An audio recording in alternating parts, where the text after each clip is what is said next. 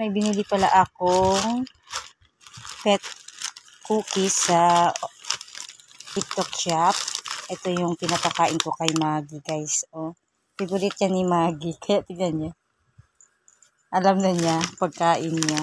So, mura lang yan siya. Nasa 25 pesos ata ito. Siguro, mga 25 pesos siguro yan ang isa. So, yan yung mga favorite ni Maggie. Alis mo na dyan, Maggie. Ito si Maggie, guys. Oh, Maggie. Ito yung mga food niya. Alam niya talaga. Kasi binibigyan ko siya tuwing alas 9 ng umaga tsaka alas 3 ng hapon. Merienda niya. So, yan. Excited na talaga. Kaya kayo, bilan nyo na yung mga poor babies nyo ng food. Mura lang to siya, guys. Alis na, Maggie.